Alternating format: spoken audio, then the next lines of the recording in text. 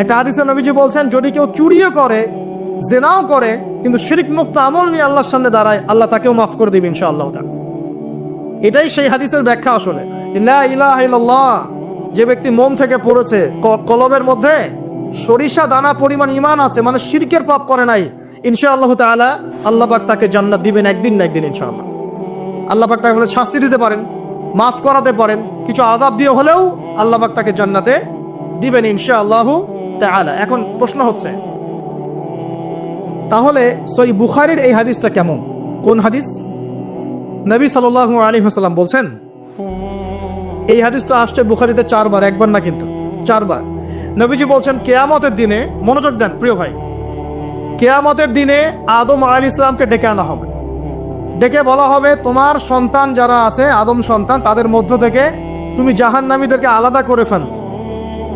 আদম আলাইহিস সালাম বলবেন, হে আল্লাহ, কতজনকে আলাদা করব? আল্লাহ পাক বলবেন, প্রতি 1000-এ 999 জনকে জাহান্নামের জন্য আলাদা করে দাও। নাউযুবিল্লাহ বলবেন না? প্রতি 1000-এ 999 জনকে জাহান্নামের জন্য আলাদা করে দাও। সহিহ বুখারীতে 4 বার আসে, একবার না, 4 বার।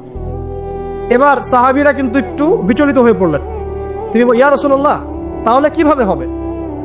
নবী সাল্লাল্লাহু আলাইহি ওয়াসাল্লাম বলছেন, আশ্বস্ত হও, জান্নাতীদের কাতার হবে 120টা। কয়টা? 120টা।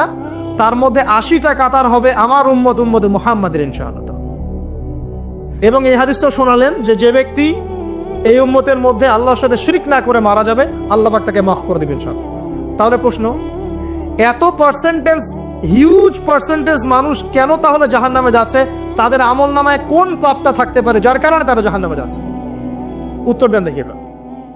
আল্লাহ পাক কিন্তু বলে দিয়েছেন, আল্লাহ পাক শিরক ছাড়া যে কোনো গুনাহ যাকে ইচ্ছা মাফ করতে পারেন। তাহলে এত বেশি মানুষ কেন জাহান্নামে যাচ্ছে? উত্তর, তাদের আমল নামায় কোন পাপ থাকতে পারে? শিরক। এবার আসেন, ইবলিস এবং তার অনুসারীরা উম্মতে মুহাম্মাদীকে বিভ্রান্ত করার জন্য এই শিরকের একটা ব্যাপক সয়লাব ছড়িয়ে দিয়েছে সমাজের মধ্যে। আমি খুব শর্ট করে বোঝাবো।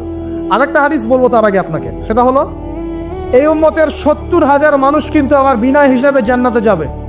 এই উম্মতের 70,000 মানুষ বিনা হিসেবে জান্নাতে যাবে, যারা 1 নাম্বার পাখি উড়িয়ে ভাগ্য গণনা করে না। যারা পাখির সাথে ভাগ্য গণনা করে, শিরকের সাথে সম্পর্ক আছে কি নাই? আছে। যারা আগুনের সেকা টাকা দিয়ে আগুনের উল্কি অঙ্কন করে চিকিৎসা পদ্ধতি গ্রহণ করে না। যারা হারাম অবৈধ কোনো ঝাড়ফুঁক গ্রহণ করে না, যে তাবিজ কবজ কবিরাজি করে না,